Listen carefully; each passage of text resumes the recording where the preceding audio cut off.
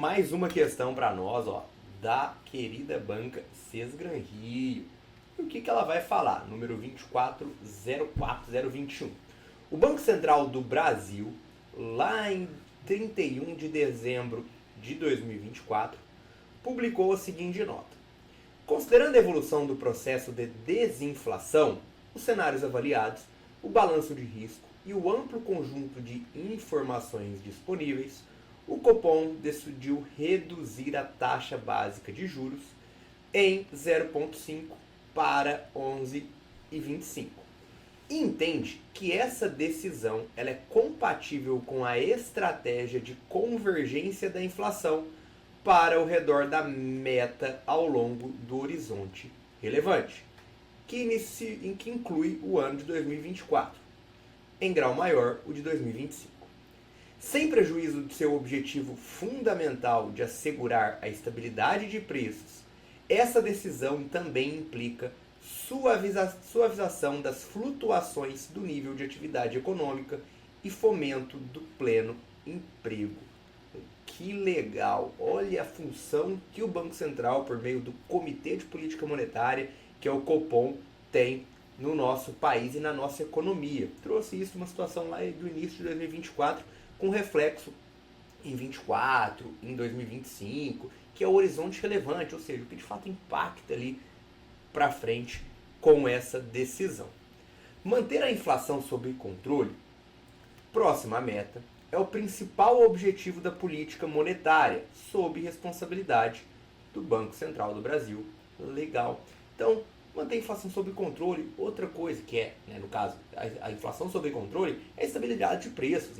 Outra coisa, suavização da flutuação do nível de atividade econômica, emprego de mais, emprego de menos, não, tem uma certa estabilidade. Em pleno emprego também, fomentar ao máximo a empregabilidade da população, dos cidadãos brasileiros. Essa é a ideia aqui da política monetária que o texto nos diz da redução da taxa básica de juros.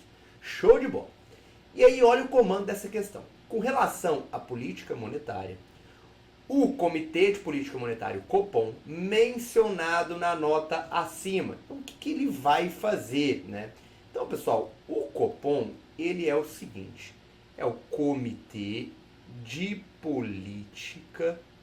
eu estava falando comitê... Então, é Comitê, CO, de Política Monetária. Quem compõe o comitê? É o presidente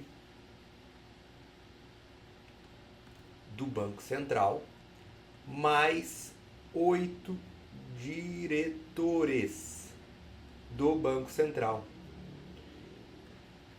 Ah, Pedro, por que 8 mais 1, 9? Para nunca dar empate. Vamos dizer o seguinte, que eles vão definir ali a taxa básica de juros. E aí, desses 8, 4 falam para ela se manter e 4 falam de uma redução de 0,25%. Dá briga. 4 com 4, empatou ali, deu briga. O presidente vai lá, ele tem um voto de Minerva para desempatar.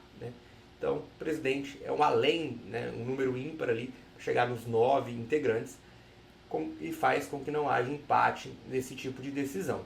Legal. Esse Copom, o que ele faz? Ele define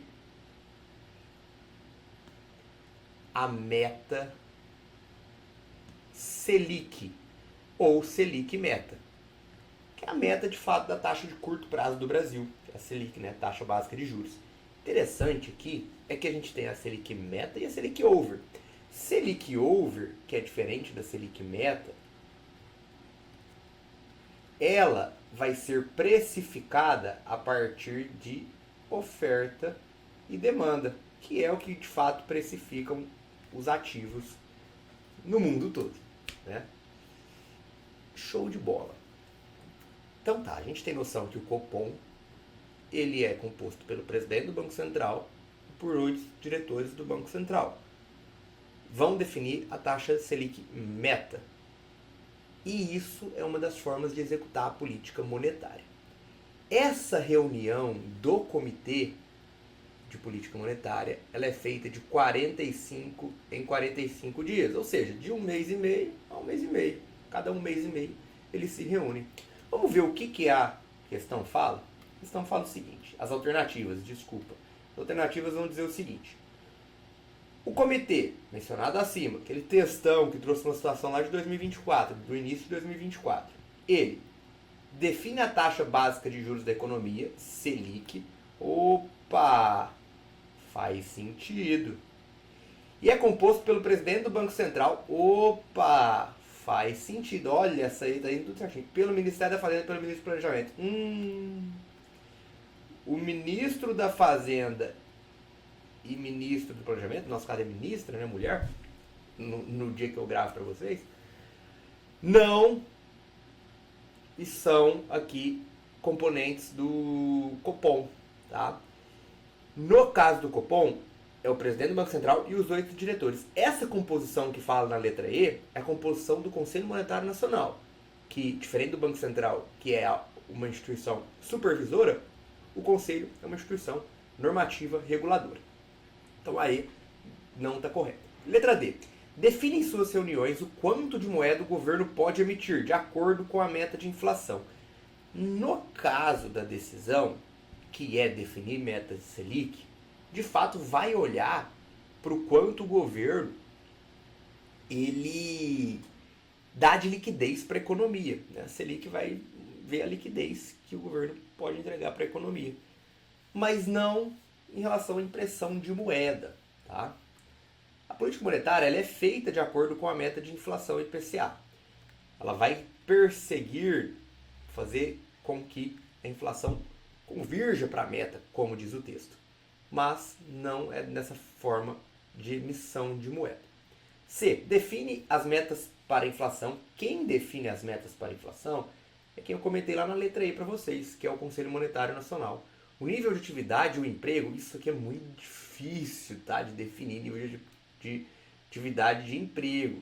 Dá para definir uma meta, mas não o nível e o emprego. A partir das quais é definida a taxa básica de juros? Não. De fato, quando vai ter uma definição de taxa básica de juros, que é a Selic, vai olhar para a inflação, vai olhar para a atividade, vai olhar para o emprego, tudo isso. Mas, principalmente para a inflação, para a meta de inflação. Mas não é papel do comitê definir isso aqui, mas sim a taxa básica de juros, a Selic. B. Se reúne a cada 45 dias. Opa! Faz sentido.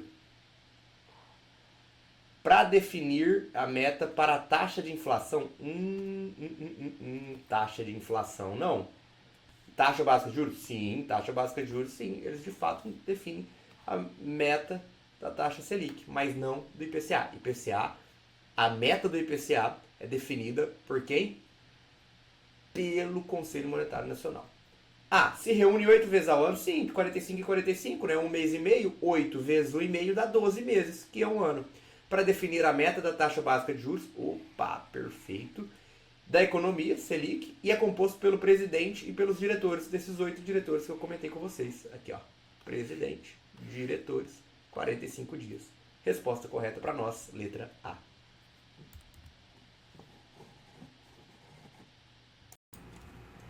Questão 23.10.037, Banca Sesgran Rio. A letra do Tesouro Nacional, a LTN, Pedro, o que é LTN? O tesão vem antes, então é um título pré-fixado. Se o tesão vem depois, é pós-fixado. É um título público federal emitido com determinado valor nominal ou de face, que será pago ao detentor quando ocorrer o seu vencimento. A LTN, portanto. Pessoal, o que é uma LTN? É basicamente o seguinte, ó. Existe aqui a emissão de um título e o investimento. Então vamos dizer, ó, que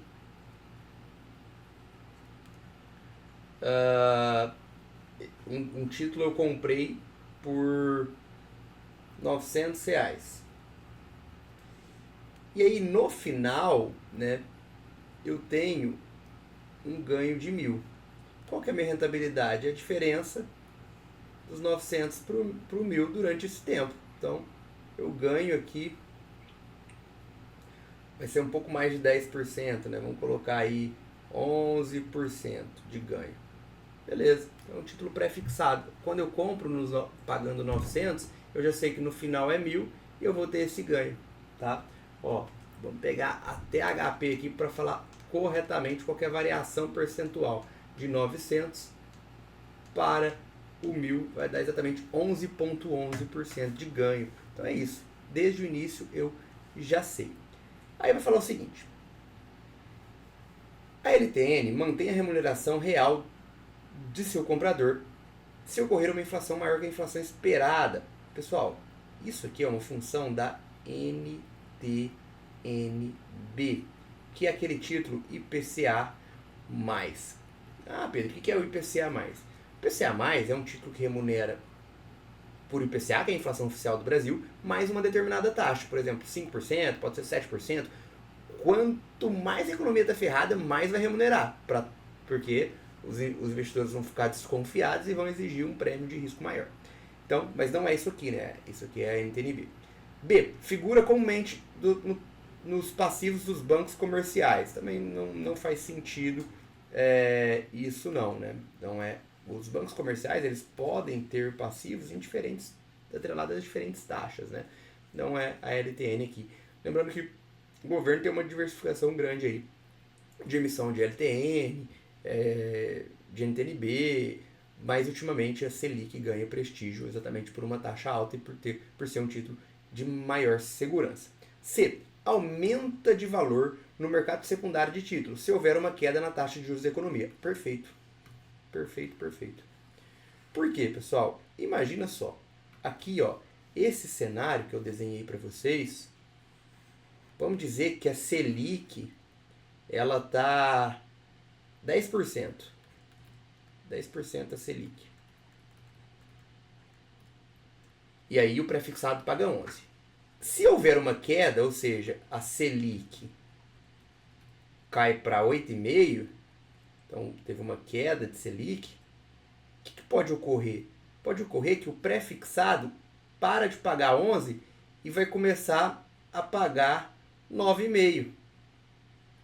Então aqui deixa de ser 11%, passa a ser 9,5%. Então, o meu título que eu tenho na minha mão, que paga 11%, ele vai estar valorizado perante o que está sendo emitido agora. Então, há um aumento de valor no título que eu tenho na minha mão. Perfeito. D. É um título de longo prazo? Não, aqui não é longo prazo. Quando a gente fala de título de longo prazo, é mais a NTNB. Tá? Aqui a gente vai falar da NTNB, que é o longo prazo, o pré e o pós, que é a Selic e a LTN, eles costumam ser títulos de médio prazo e curto prazo. E. É inegociável no mercado de títulos secundários? Não, posso negociar exatamente quando há esse ganho aqui, ó, quando a Selic cai, quando a Selic cai nessa situação e aí o pagamento dos juros começa, os títulos emitidos começam a pagar um juros menor, o meu título que paga 11, ele valoriza onde? No mercado secundário, porque ele ainda não venceu. Então ele tem maior demanda, acaba aumentando o seu valor no mercado secundário de títulos. Até fala aqui na alternativa correta que há sim a negociação no mercado de títulos e pode ocorrer. Resposta correta para nós é a letra C. Mais uma questãozinha muito interessante aqui para nós. Número dela, 2308040. Para agente comercial vai falar o seguinte: desde 1999, o Brasil adota o regime de metas de inflação, que se caracteriza pelo anúncio prévio de uma meta para a variação do índice de preços, que é o IPCA, né, o índice de preço ao consumidor amplo. A principal variação operacional de política monetária utilizada pelo Banco Central para controlar a inflação é a. Então, taxa básica de juros, taxa DI, alíquota de depósito compulsório, taxa de juros de longo prazo, taxa de desconto. Pessoal, olha que interessante. O Brasil ele tem um regime de meta de inflação. No momento que eu estou gravando para vocês, essa meta é de 3%. 3% de IPCA, que é o nosso índice oficial de inflação no Brasil. Ele é medido pelo IBGE e ele vai fazer uma pesquisa nas principais cidades do Brasil o consumo das famílias que ganham de 1 a 40 salários mínimos. Pô, Pedro, essa é a realidade do Brasil, de 1 a 40 salários mínimos? Também acho que não, mas é o que ocorre no Brasil, é o que o IBGE pesquisa. Tanto inflação de produtos quanto inflação de serviços. Só que há aqui um intervalo de tolerância. Então essa inflação, ela pode chegar em 4,5 e pode ficar também até 1,5, que tá tudo certo, não tem problema, atingiu a meta, ficou no intervalo de tolerância, ok. Muito, muito difícil, praticamente impossível, chegar em 3% exatamente ali, né? Tem países aí que até podem divulgar isso aí, mas provavelmente está mentindo, como em ditadura essa divulgação de dados aí é um pouco certos demais. A economia ela tem muitos detalhes. Então está dizendo que há ali o anúncio prévio de uma meta para variação desse IPCA, que é o nosso índice de inflação oficial. E a principal variável operacional da política monetária que o Banco Central utiliza para controlar este IPCA vai ser. Então o Banco Central, ele tem algumas atitudes que ele pode fazer dentro da política monetária. Ele é o responsável pela política monetária.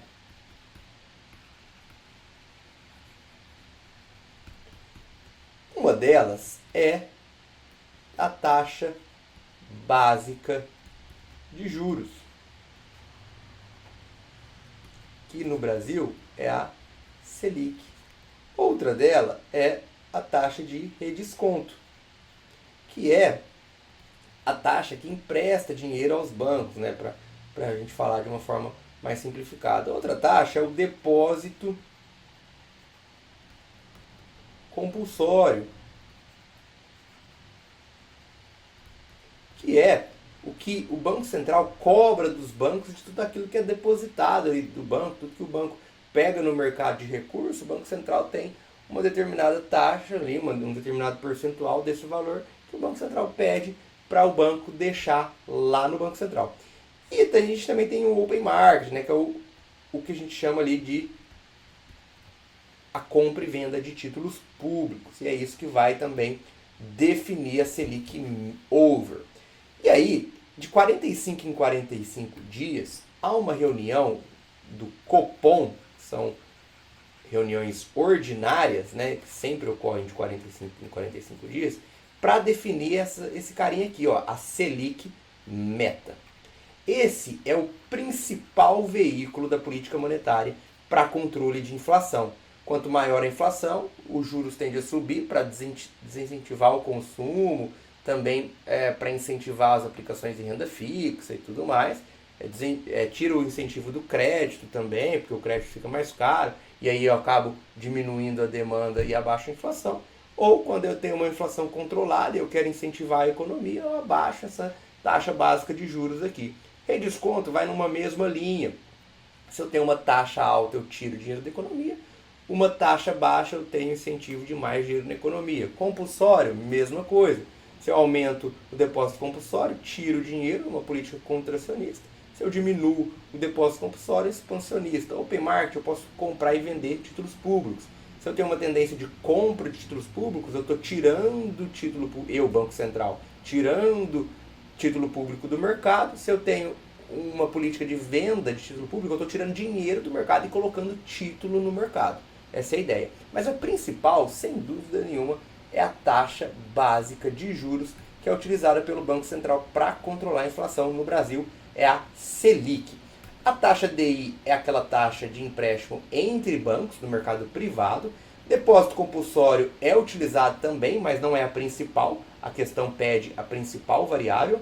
Taxa de juros de longo prazo é muito definido pela oferta e demanda de títulos. É algo ali do mercado e não tanto na alçada do Banco Central. E taxa de redesconto também é utilizada na política monetária, como eu comentei, mas também não é a principal. A principal de todas essas é a nossa letra A, taxa básica de juros. Questão Sesgran Rio, número 2306039, prova do Banco do Brasil, vai dizer o seguinte: a oferta da moeda, vou sempre citar lá o que é importante, vou grifando ali, vou sublinhando o que é importante para minha resposta, principalmente se o texto é grande. Aqui o texto é mais direto, o comando é mais direto, mesmo assim eu vou lá e destaco. A oferta da moeda, meio de pagamento M1, no Brasil tende a se expandir se as autoridades monetárias, ou seja, eu aumento a oferta da moeda, que é a quantidade de dinheiro, vou colocar aqui RS, né? Cifrão em circulação. Se eu tenho bastante dinheiro em circulação, o que acontece, né? Aumentar os dividendos pagos pelas empresas públicas. Como que será que vai estar a empresa pública, né? Será que ela vai conseguir gerar dividendo para pagar, né? Essa empresa pública vai pagar dividendo, é uma empresa de capital misto, vai pagar para os acionistas, vai pagar para o próprio governo. Então aqui não é de fato que tende a se expandir, tá? Em um caso de oferta da moeda, uma política monetária expansionista, quando eu aumento ali a oferta da moeda, não é isso aqui que acontece. Aumentar a taxa de redesconto. Quando eu aumento a taxa de redesconto, eu estou aumentando o valor cobrado pelo Banco Central dos bancos para pegar um dinheiro e para repassar para a economia. Se eu aumento essa taxa, se o dinheiro fica mais caro, eu estou eu estou diminuindo a oferta da moeda. C. Aumentaram a taxa de recolhimento da reserva compulsória. Se eu aumento a taxa de recolhimento da reserva compulsória sobre os depósitos nos bancos, quer dizer o seguinte: poxa, o que está acontecendo?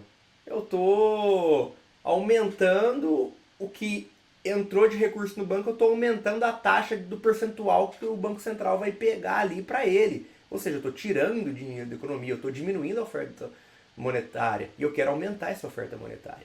D. Diminuir os impostos indiretos incidentes sobre os bens de investimento. Quando eu diminuo os impostos, eu estou falando de política fiscal. De fato, eu aumento a oferta monetária, tem mais moeda, mas diminuir os impostos é algo do fisco, né, do governo que faz, e não das autoridades monetárias. O que a autoridade monetária pode fazer para aumentar a oferta é comprar liquidamente títulos públicos em operações de open market, ou seja, de mercado aberto, que elas vão lá e, você tem um título público, eu vou comprar ele de você, porque eu vou pegar o papel para mim de volta e vou te passar o dinheiro para você comprar um bem e serviço e aumentar a oferta monetária, aumentar o dinheiro em circulação. Essa é a ideia que uma autoridade monetária faz. Então, aumentar dividendo pago pelas empresas públicas é algo mais fiscal ali. As empresas públicas vão pagar esses dividendos ou para os acionistas ou para o governo mesmo, às vezes só para o governo, né? Não sei se é capital misto, enfim, é uma questão que não traz mais detalhes. B. Aumentar a taxa de desconto. Aumentar a taxa de desconto eu tiro, porque é a taxa de empréstimo dos bancos para com o Banco Central. Aumentar a taxa de recolhimento. Se eu aumento essa taxa, o dinheiro fica mais caro e aí eu tiro o incentivo de pessoas ou empresas pegarem esse dinheiro. Diminuir impostos, beleza, é aumento da oferta monetária. Na verdade, é aumento de dinheiro em circulação e menos dinheiro na mão do Estado, porém é uma política fiscal expansionista.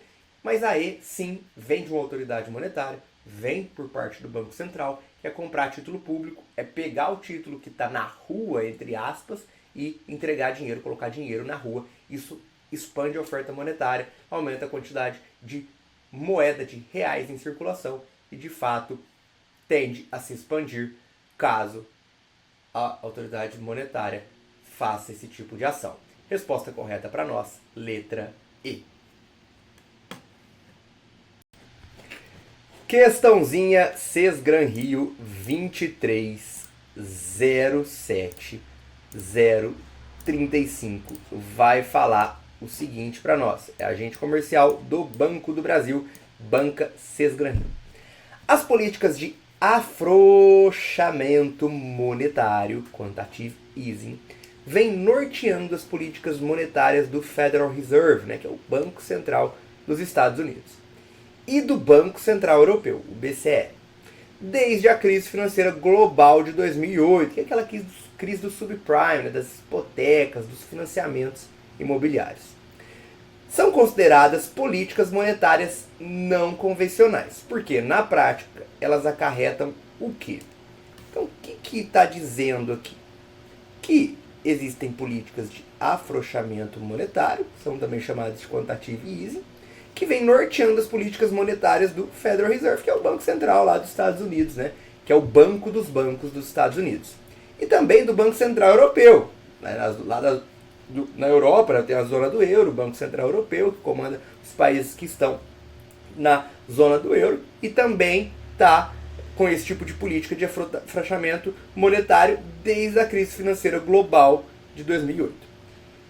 E são consideradas as políticas monetárias não convencionais. Então, o que acarreta uma política de afrouxamento monetário?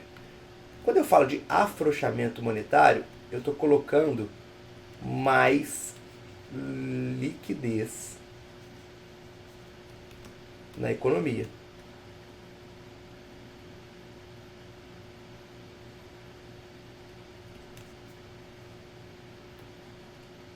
Outra coisa que eu estou fazendo é aumentando dinheiro, né? No caso, quando eu aumento dinheiro na economia, eu estou aumentando a liquidez.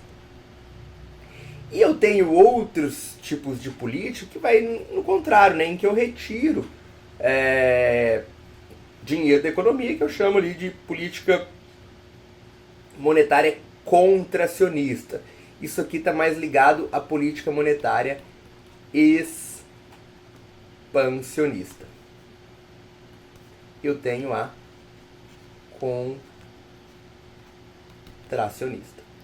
O que significa contracionista? Menos dinheiro na economia e menor liquidez. Então vamos lá.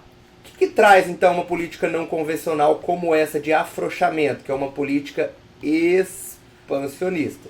A gente já sabe que política expansionista traz mais liquidez, traz mais dinheiro em circulação, consequentemente gera mais inflação, e aí vem, né, o caso de uma política mais contracionista, que eu elevo os juros para controlar essa inflação. Então eu tenho aí um ciclo sem fim, o que a gente chama de ciclos econômicos.